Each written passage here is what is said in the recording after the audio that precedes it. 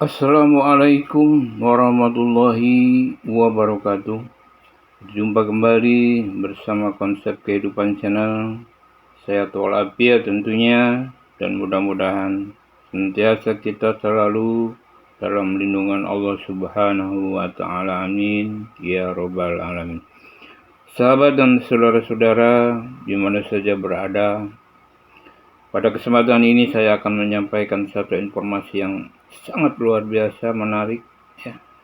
Dan ini penting kita pahami dan ketahui, yaitu tentang penyimpangan-penyimpangan, ya,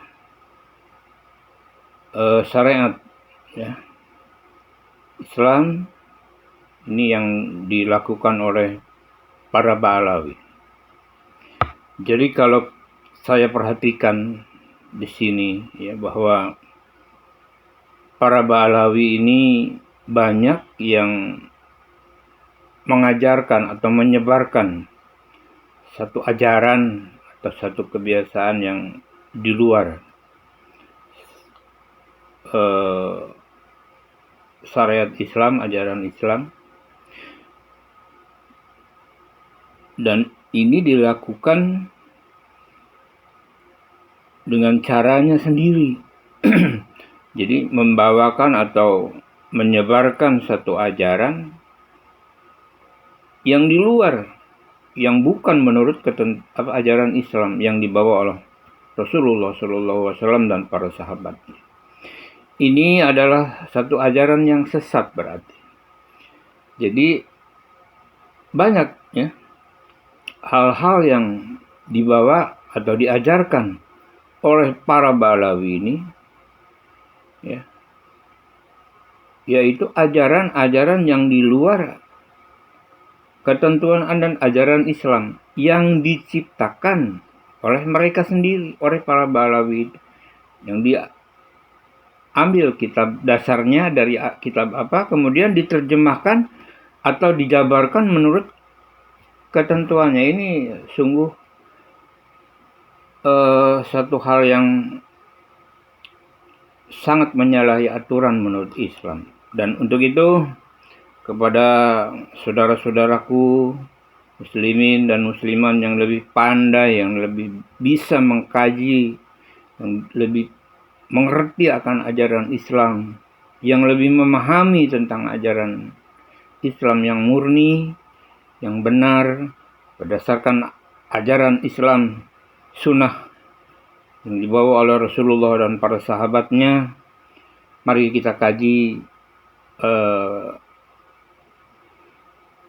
pernyataan atau keterangan yang dibawakan oleh Gus Jajuli ini, ya, yang berdasar kepada kitab-kitabnya yang diberitahukan kepada kita untuk kita pelajari, untuk kita pahami, dan untuk kita kaji. Apakah ini ajaran Islam yang benar, yang sesuai dengan sunnah Rasulullah, atau ini adalah ajaran Islam yang sesat yang dibawa oleh para Habib atau para Ba'alawi. Nah, untuk itu ini sangat penting sekali. Ayo kita pelajari, ayo kita simak, dan ayo kita pahami. Dan kalau memang ini ajaran yang sesat, yang tidak sesuai dengan ajaran Islam yang sebenarnya, ya hendaknya ditolak, sebab ini pun akan ditolak. Baik sahabat, yuk kita simak saja bagaimana keterangan dari pembahasan Gus Jajuli tentang hal ini. Baik, kita simak, dan bagi yang sudah subscribe saya ucapkan banyak terima kasih. Mudah-mudahan Allah membukakan pintu rezeki yang seluas-luasnya, dan Allah mengampuni segala dosa dan kesalahannya, serta Allah memberi kemudahan kepada kita semua. Amin ya Rabbal Alamin. Ayo kita simak berikut ini.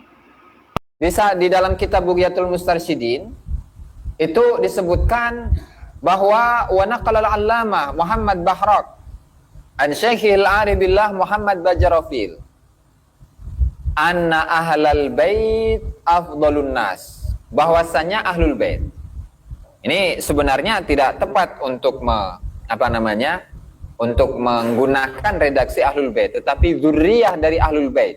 Dzurriyyah daripada Ahlul Bait Nabi, yaitu dzurriyyahnya Sayyidina Hasan atau Sayyidina Husain. Oke lah. Bahwasanya Ahlul Bait itu adalah paling utamanya manusia. Dzurriyyah Nabi Muhammad sallallahu alaihi wasallam itu adalah manusia yang terbaik. Oke? Ahlul Bait atau keturunan Nabi Muhammad itu adalah manusia yang terbaik. Nah, lalu ada lanjutannya, wa al abi alwi afdalu ahlil bait, dan kemudian keluarga Ba'lawi atau keluarga para habaib itu adalah Ahlul Bait atau dzurriyyah Nabi yang terbaik. Kesimpulannya apa? Kesimpulannya bahwasanya para habaib itu adalah manusia yang terbaik yang ada di muka bumi ini. Nah, ini kalau dikaitkan dengan ajaran rasisme yang menyatakan diri bahwa dirinya ini adalah adalah sekelompok orang, adalah segolongan orang yang lebih tinggi daripada yang lain. Sehingga yang lain nih, orang-orang Nusantara, orang-orang pribumi dikatakan sebagai akhwal, dikatakan sebagai orang-orang rendahan. Tidak hanya itu, keturunan Wali Songo. Keturunan Wali Songo itu pun dianggap sebagai orang-orang yang memiliki nasab yang meragukan. Ini udah menjadi pembicaraan umum di kalangan para habaib, meskipun yang muncul itu 1-2 orang, tetapi untuk di akar rumputnya pada faktanya memang seperti itu. Itu satu. Artinya apa? Artinya dalam keterangan yang ada di dalam kitab Bughyatul Mustarsyidin, bahwasannya kalangan para habaib Ba'lawi itu adalah ras yang tertinggi di muka bumi ini. Wali Songonya dianggap sebagai keluarganya, ya. Kemudian keturunannya tidak diaku. Keturunan Wali Songo dianggap terputus. Lalu yang akan mulia di bumi Indonesia ini adalah kalangan habaib saja. Ini ada kitabnya. Kita berbicara mengenai data, kita berbicara mengenai fakta. Belum lagi dari kalangan Habib, Naqabatul Ashraf kalau tidak salah itu pun juga pernah mengeluarkan surat edaran mengenai bahwasannya dzurriyyah Wali Songo itu tidak memiliki data. Nah, ini ajaran rasis apa lagi kalau bukan ajaran rasis? Ini ajaran apa kalau bukan ajaran rasis? Nah, belum lagi dalam kitab yang lain, kitab An-Nahrul Maulud di halaman sebelumnya, An-Nahrul Maulud di Majmu' Kalam Habib Idrus bin Umar Al-Habsyi, di mana di sini ada kisah. Kalau dibaca satu persatu itu rada panjang. Saya ambil intisarinya saja, bahwa apa? Wa ammal ajam fa innama hum kal bahaim. Di mana orang ajam itu siapa? Orang yang non Arab, orang-orang Jawa, orang Sumatera, orang Kalimantan, orang Sulawesi, orang Cina, semuanya itu seperti binatang. Semuanya itu seperti binatang, di mana mereka itu akan mengikuti atba kullu naik, di mana mereka itu mengikuti siapapun yang bersuara di antara mereka, atau siapapun yang mereka itu, atau mengikuti siapapun yang dapat mengaum. Nah, lalu ajaran apakah yang seperti ini bukan dianggap sebagai ajaran rasis? Nah, lalu untuk mengunggulkan ras Arab, bagaimana? Ya karena orang Arab itu memiliki satu sifat, ya, orang Arab itu memiliki satu sifat di mana mereka itu tidak mau tunduk kepada siapapun, ya kan? Maka di sini dikatakan fa inna ma hamalahum alal ikhtilaf, mereka selalu patgon, mereka itu selalu bertengkar, orang Arab itu selalu bermusuhan. Kemudian masing-masing dari mereka itu mengklaim dirinya lah yang paling pantas untuk menjadi pemimpin. Dan itu dianggap oleh Habib ini sebagai apa? Sebagai sifat-sifat yang sempurna. Jadi bukanlah sifat yang sempurna itu ketika seseorang itu bisa berdamai, menciptakan suatu kondisi yang aman, yang tentram, yang nyaman di kalangan masyarakat, tetapi saling bermusuhan itu adalah sifat kesempurnaan. Ini logika yang mana yang menyatakan seperti itu? Artinya ajaran-ajaran seperti ini yang apalagi ketika menyatakan bahwa orang ajam itu adalah orang-orang yang seperti binatang, ini sudah ajaran rasis. Pertama, tadi dinyatakan habaib itu adalah ras tertinggi di muka bumi ini, sebaik-baiknya manusia. Satu. Kemudian yang kedua di sini, di mana orang ajam disebut sebagai binatang. Padahal kita ini kan manusia. Sama-sama hidup di Indonesia, sama-sama makan di Indonesia, sama-sama tidur di Indonesia. Apalagi kemarin tuh waktu sebelum hari Lebaran, orang-orang yang tidak percaya dengan nasabnya Balawi disebut sebagai monyet. Astagfirullahaladzim. Padahal biasa itu, dia itu yang berkomentar itu, Rizik Syihab itu biasa untuk menganjing babikan orang lain, mengiblis-ibliskan orang lain. Giliran saudaranya disebut dikit itu pun keceplosan, disebut monyet, ngamuknya minta ampun, bahkan minta perang. Nah itulah modal utama sebenarnya kenapa dia itu berani untuk mencaci maki orang lain, karena nasab, merasa dirinya adalah ras yang tertinggi sehingga bisa untuk merendahkan siapapun yang tidak sesuai dengan pemikiran dirinya. Ini masih banyak sebenarnya ini. Ini saya ambil contoh dua sampel saja. Kemudian yang berikutnya ajaran membuat kuburan palsu. Ajaran membuat kuburan palsu. Ini sudah marak ini, sudah sangat marak di Nusantara, di Pulau Jawa khususnya. Itu kalau dihitung mungkin sudah ada ribuan. Itu tidak hanya perilaku dari seorang Habib saja, tapi dalam kitabnya pun ada mengajarkan itu.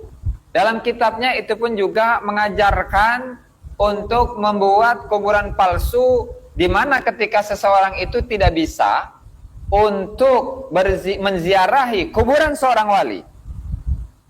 Bahkan tidak hanya kuburan wali, kuburan seorang nabi sekalipun boleh dibiayai. Angsal di Damel. Makanya di sini. Coba kita ulas bersama-sama untuk lebih jelas ya. Ini di halaman berapa ini? Nggak ada halamannya. Dari kitab An-Nahrul Maurud B ya, membuat kuburan palsu. Langsung saja pada teks Arabnya. Wa kana yaqul, di mana Habib Idrus bin Umar Al-Habsyi mengatakan, yang bagi liman ajana an ziyarati ba'dil auliya, seyogyanya bagi seseorang yang tidak mampu untuk menziarahi kuburan sebagian wali, bal wal anbiya, bahkan yang tidak mampu untuk menziarahi sebagian kuburan nabi. Apa itu?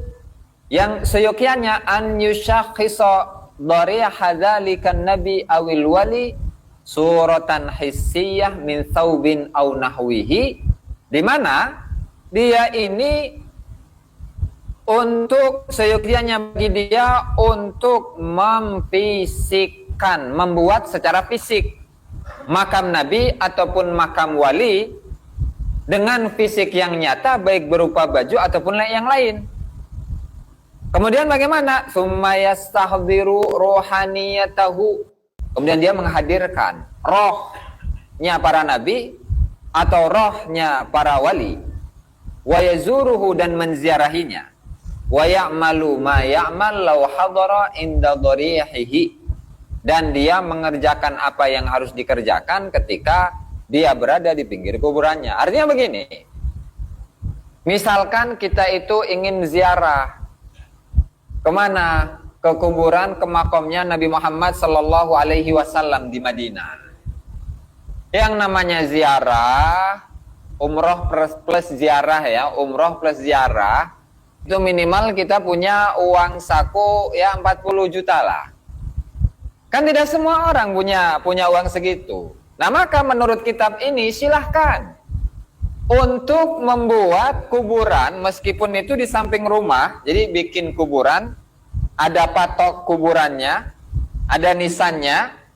Nah kemudian diniatkan di situ bahwa saya ini sedang menziarahi makam atau kuburan Nabi Muhammad sallallahu alaihi wasallam.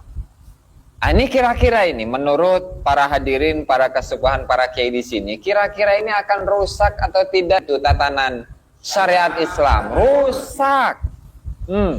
Rusak. Makanya nggak aneh. Di beberapa tempat, ini nggak tahu nih, di Kabupaten Grobogan ini ada makam Habib palsu atau enggak ini? Makam palsu Habib, ada atau enggak ini? Wonten nggih Yai? Wonten nggih?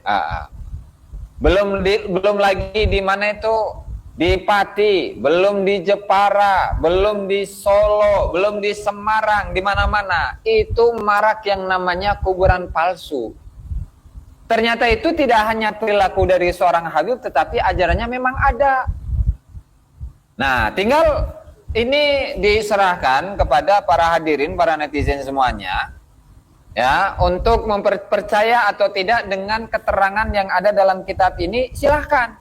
Datanya memang seperti ini, Habibnya mengajarkan hal tersebut, ya kan? Dan itu dicontohkan oleh Habibnya. Makanya di sini disebutkan wa kana sayyiduna yaf'alu dzalika, dan Habib Idrus bin Umar Al-Habsyi itu melakukan hal tersebut. Artinya ketika beliau itu memiliki suatu alasan, memiliki suatu halangan untuk menziarahi makam atau kuburan dari seorang wali atau seorang nabi, maka beliau membuat kuburan, kemudian menziarahinya, ya kemudian biasa tahlil hadratan ila hadrati Nabi Muhammad sallallahu alaihi wasallam, biasa.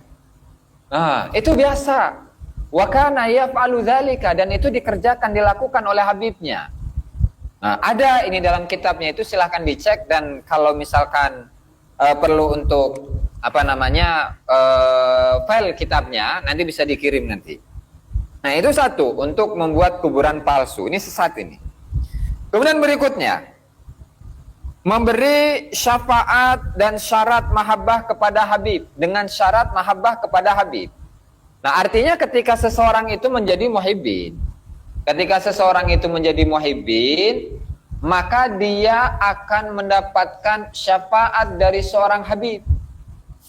Mendapatkan syafaat nanti ketika di akhirat, mendapatkan pertolongan dari seorang Habib, tapi syaratnya adalah cinta kepada Habib. Kalaulah dia itu tidak cinta kepada Habib, nggak bakalan diberi syafaat olehnya.